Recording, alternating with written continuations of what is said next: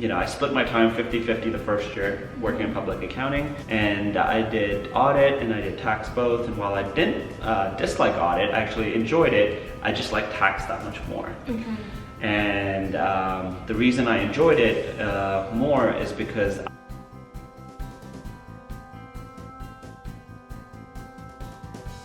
Hi guys, welcome back to my channel. It's Sharon, and as a reminder, this is the CPA Experience. This channel is dedicated to bringing you tips and tricks on how to pass your CPA exam and create a CPA career that you really enjoy. And also something I really wanted to do was have people share their experiences and how they navigated their career and the journey to becoming a CPA and their current career path. That can give you guys some insights in the different careers out there as a CPA. And I'm really excited to be sitting here with my friend Arjun. We actually work together at the same company, but we don't do similar things. So I'll let him go ahead and introduce himself, tell us where he went to school and what he currently does now. So Sure. Go ahead. Sure. So my name is Arjun Mahajan, and I work in public accounting in one of the big 4 accounting firms.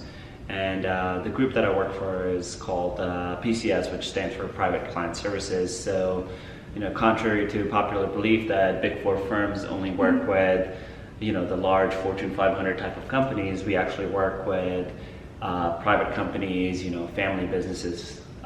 Folks who are who are high net worth with tons of business connections, have their own family offices and so forth. So it's a very unique space, but it's exciting, and I truly enjoy it. Okay, so you mentioned you work with high net worth individuals. So what kind of services is it that you do for them? Just so they know, because I feel like my viewers are mostly younger, Sure. and so they would need more insight into what kind of services are we providing to these individuals, high net worth individuals? Sure, and I think that's a great question because, a lot of people, I feel like at least, the younger generation, folks that are in college looking at accounting as a career, they don't really think about tax as much as they may be thinking about audit, which, I was in the same shoes. But the type of work that the private client group does, we, obviously do some tax compliance work. Then we do a lot of tax planning, we do estate planning, financial planning, and we can go a whole lot in depth of that. But if anyone is curious, you can find my details through Sharon, and I'd be more than happy to share more. Yeah, I'll have Arjun leave his contact information at the end of the video, so you guys, and I'll also put them in the information box below, just in case you guys have more questions. You can reach him directly. So now, Arjun, just walk me through when you graduated from tech, your career journey and how you got here today doing private client services. Sure, absolutely. I think, when I started, so I went to school at Virginia Tech. For folks who are not aware, that's in the southwest part of Virginia. It's a big state school, very popular around here.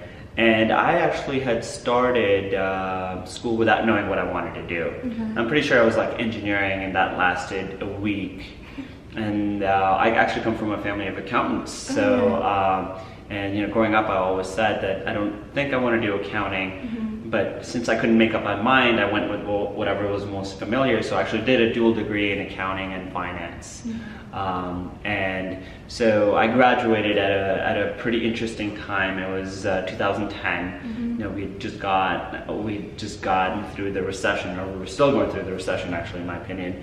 And jobs were hard to come by. But I was one of the fortunate folks that had a few options. And I started off my career at a small accounting firm, in Virginia. It's not small, it's actually regional, but the main reason I wanted to go work for them is because they, unlike some of the bigger firms, gave me the opportunity to do both audit and tax. Oh, cool. And I truly felt like I didn't know enough to make a decision whether I wanted a career in audit or wanted a career in tax. I'm sure as a lot of people can relate, majority of your classes in college kind of cater towards the audit profession. And so just like everyone else, I was more kind of focused on the audit side of things, and that's where I thought things would go. But I split my time 50-50 the first year working in public accounting, and I did audit and I did tax both. And while I didn't dislike audit, I actually enjoyed it, I just liked tax that much more. And the reason I enjoyed it more is because I felt like I got to see the whole picture as a young staff. Like I would see that actual deliverable going out to the client, I was in a unique opportunity where the partner that I was working for was really pushing me, to get in touch with clients right off the bat, even requesting information and things like that, and really got me outside my comfort zone. And I understood very quickly that's what I enjoyed, and that's where, I kind of focused on. So I went the tax route instead of audit. Yeah, and I think something I really wanted to pick back on was when you mentioned, like, you started out of college and you started with a small regional firm. So a lot of times I get questions from my viewers about, like, career options after college and getting directly into the Big Four, and some people who don't get directly into the Big Four are feeling discouraged about not starting your careers directly at the Big Four. Right. And I think that you shouldn't feel discouraged if you don't start your career directly in the Big Four when you graduate, because the regional accounting firms give you very similar experiences. It's still public accounting, you're still serving clients, you're still getting similar experience that you would get at a Big Four, but probably with a smaller scale. Sure. And which, obviously, I'm not discouraging people from joining the Big Four either. Right. But I'm just saying, if you don't get into a Big Four early on in your career, don't feel discouraged. Down the line, you can still apply, you can still get in later on. Absolutely. I'll agree, and then I'll disagree with you a little bit as well. So I think for sure, Big Four firms are very competitive. Especially now, I do a bunch of college recruiting, and I see students, and they all have very high GPAs. They're all very involved, and how do you pick? We only have like 20 slots, in a given year, and how do you pick those 20? It becomes it's becoming more and more competitive, and I absolutely agree with you that no one ever should feel discouraged. There's always a path to working for a Big Four firm if that is what you want, right? I truly believe in that. One thing I would say is I've worked at both firms, regional firms and a Big Four firm, and I would say if you have the opportunity to start with a Big Four firm, I definitely recommend it. The reason I say that is because the Big Four firms, their training programs, it can't compare to any other regional firm. Yeah, and I completely agree. Right. Has that been your experience as well? I mean, I know you haven't worked for another firm, but do you agree that our training programs are, our top shelf? Yeah, I completely agree. So my career, I got into the Big Four very early on in my college career when I was a sophomore. So I only knew the Big Four firm, the one Big Four firm I interned with. And so far in my career path here, I've had very significant training. I've had very direct mentoring from people who I work with, direct coaching, and things that have really helped me develop in my career. And when I think about the way we're trained, the way we learn, how much information get thrown at us very quickly and very early on now, I feel that your experience, our experience in the Big Four in public accounting, you really get a lot during a very short period of time. Right. So yes, if you have an opportunity, if you had two options, a Big Four and a regional, I think your Big Four experience would be worthwhile. No matter how long or how short you stay, I feel like it will be worth the time you spend there. Yeah, absolutely. Yeah. I think it's the right place to launch your career. And a perspective I always share is, I'm actually very involved with training. So at the 3 different jobs I've had in public accounting, I've been very involved with training. And on the Big Four side, what I always share with people and students that I talk to, me as a trainer, I get trained to be a trainer. So I can make my training to our incoming staff or our staff one and so forth more meaningful. Right, exactly. So there's a lot of time and effort and planning that goes into how we train our people and so forth. And that's why I think for anyone who's in university and thinking about launching their career and receiving solid training, I think that's something to consider. It goes on the pros side of things. I'll always say that there's this mentality around Big Four that you're just a number and so forth, and that truly comes down to personality, to the group that you work in and so forth. I mean, you could be a part of the 500-person group and maybe you feel lost in that group, whereas in a regional firm you might be a part, your office might not be more than 50 people, right? So there's always that to consider, but in my experience, I always kind of think about instead of like having 5-year goals or 10-year goals, I kind of think about where am I going to learn the maximum amount of information, or how will I develop the most in the next 2 to 3 years, and kind of break it out by then. Because it's very hard to back into your 10-year goals if you don't know what you're going to do for the next 2 to 3 years. Right. And that's how anyone who asks me for advice out of college, I always tell them, I'm like, hey, you have an opportunity, go after the Big Four. But then I also want to address your question that people who don't necessarily get an opportunity doesn't mean that you're not up for it. It just means, that there were a limited amount of spaces. There are a lot of smart candidates out there, and there's a lot of ways. Like me, I was an experienced hire into a Big Four firm, right? The first Big Four that I used to work for, because I've worked at 2 Big Fours actually. Yeah. And so there's always that opportunity that you can kind of, if you don't find a direct way, there's another way to go out there. Yeah. And there's some regional firms out there that are very impressive, that are doing great things, especially in this market, and I know other markets as well. So it's a very exciting time to be in accounting, pursuing the CPA designation. Yeah, and I have a different video here on YouTube also explaining in more detail why I think a career path, going directly into public accounting after college, is the best career path for accounting majors. So I'll put a link in the description box so you guys can check out that video. So you mentioned, so you started with the regional firm and you had an experience with another Big Four firm before you joined this Big Four firm. So in between all of that, tell me more about your experience and how you went from each of those places, and if you did similar things, like were you always serving private clients? So yes and no. I think I started off, I guess the first job that I had at a regional firm, actually, so this I guess goes in the pros column of the regional firm.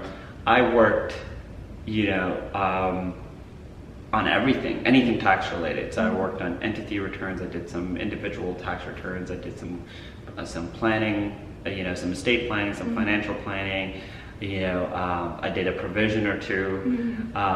And that's very rare that type of experience, very rare to find in a Big Four. But I heard a rumor that there's one particular Big Four, it might be the one that I work for, that has a model that allows you to do so also. So, anyways, I'll just leave it over there. But so that was very exciting for me, because I felt like early on in my career, I got an understanding of different aspects of tax, and different career paths within tax, because tax is just not one career path. Within tax, there's a billion options, and literally I mean a billion options. Yeah, I think that's a good point, because like Arjun and I work in tax, but I do something completely different than what he does. Correct. So we serve completely different clients. Maybe the client might intersect, but the work we do is just, the service offerings we provide are just different. Right. So it's interesting. It depends on what you like, what the kind of people you like working with, and the kind of interaction you want to have with your clients. You have the option of really nailing down and focusing on a part in an area in tax that you really enjoy. Right. And so you're a CPA also, right? Yeah, I'm a CPA, and my journey through my career is navigating through the firms that I did also was interesting. I did want to point one thing out, right? So I made this comment about the firm that I work for kind of offers a diverse experience. I did notice when I kind of transitioned from a regional firm to a Big Four firm, I did notice like my colleagues, my peers, I noticed that they were siloed in the group or the type of work that they started doing. And I found that to be interesting, because then I had this a more diverse experience. That's why I make this point about putting yourself in an opportunity in an environment where you get a more diverse experience is something I would recommend. You definitely want to look for those opportunities. And I guess if I were to throw some tag words out there, I would say look for this program called the Diversified Staff Group. Okay. Right. And there's a firm that offers that type of experience, and I definitely highly recommend it. Yeah, I think it's a great firm with great experiences. I want to hear more about your CPA journey. I'm all, this is something I talk to my staff about, because I am definitely not the example of what you should follow in your CPA journey. And I talk about it very openly because I want people to learn from that and to be able to apply that. And if I can help maybe one person, make their journey less painful, because it's a great journey after the fact when you're reflecting back on it. But studying for those exams and going through the tests and waiting for your scores, it can be a little challenging, but it's all worth it at the end of the day. So I started in public accounting, and I pretty quickly started focusing myself on taking the tests, and I passed a few, and then the classic thing happened, which I went through a busy season, and I kind of put my tests or my journey at a hold because I was going through a busy season. And then right after a busy season, I rotated in another group, which was challenging. So, I again put my CPA journey to the side and kind of focused on work. And I found myself in a situation where some of the exams that I had passed already, I was coming up to their expiration dates. So then I had to take a couple very quickly. And in doing so, I failed one and then lost one. So this is the dreaded cycle of the CPA journey, and this is something, if you can avoid, try to avoid it. I cannot make it any more clear in terms of this is a situation that nobody wants to be in. A lot of people get in this situation and then find a way out. There's a way out. If you're there, don't be discouraged. If I made it, I know certain people that had given up on it and then picked it up again. I was certainly in the boat where I had passed 3, then lost 1, and then I had this short-term thought about maybe not pursuing a career in public accounting, and then I kind of just dropped my CPA journey off the radar. But the most important aspect of the story is I picked it back up, and as a more experienced accountant, I was able to pass it, given your responsibilities every year increases. So which means if you're still kind of pursuing your CPA at that stage, it means it just becomes more and more challenging. So I think I would recommend people to do something like what Sharon did, and I'm not sure if you've already shared your story, but Sharon passed it right out of college, and a lot more people are seeming to do that now. And if you can take, some people graduated a semester early. If you have 6 months, perfect time to do that, because ultimately I passed all of 4 tests in 6 months or less, right? And because I had to. And so I would recommend that. And the easiest time to do it is when you're fresh out of university, out of college. You have some of these concepts in your head from just going through your academic classes in university. And so my biggest takeaway, if anyone's listening to any of the advice that I'm giving out, is do it as soon as possible. You'll thank yourself, maybe you'll thank me. I don't know if you guys take the Becker courses. I think Peter Olinto. He's really good. Is that what you took? I took Becker, and I think he promises you a cup of coffee if you pass your exam. So go get your free cup of coffee. And I never saw him. You never saw him? I never have my free coffee. I think you can send him a message on LinkedIn and ask for your cup of coffee. And but I think it's really good that you shared that your journey and how you got to your CPA. Sure. And I think it's good you really stress the point that as soon as you get out of college, that's the best time to take the exam. But obviously, if that didn't work for you and you somehow didn't do it at that time, you can still take it at some point, just like Arjun did. And something I would like to stress for you to, so if you like a career in public accounting, or you like even working in an industry, for you to advance in your career in accounting in general, that CPA really helps you and gives you a leg up. So even if you don't do it now, at some point you will need to, if you really want to advance your career. And so it's important that, depending on what your priorities are, put it in somewhere and just get it done and get it out the way. Yeah, I absolutely agree. I mean, if you're thinking about a career in accounting in general, and even finance related field, the CPA goes a long way. And then to touch base on, in addition to my journey, I kind of wanted to throw a few things out there. One of them is, I think I was humbled by the first exam I ever took, and I share this story with a lot of people, is the first exam I ever took, I got a 74 in. And throughout, just a little background, throughout like university, I was the student that, got decent grades with minimal effort. I would go to class, I would make sure I attend all the classes, I would listen, I would understand the concepts, and then I would read the book before the exam. And so I always, my friends would always, be the ones that are cramming, and I'm the one that kind of, leisurely reading the book, understanding the concepts, and then doing decently well on exams. And when it came to the CPA exam, I actually tried that. I remember my first exam, I did not do any multiple choice, any practice exams. I literally opened the book and I read it cover to cover and just like, yeah, I get that concept as well. And I think it humbled me because, and the point that I'm trying to get across is do not take the challenge lightly.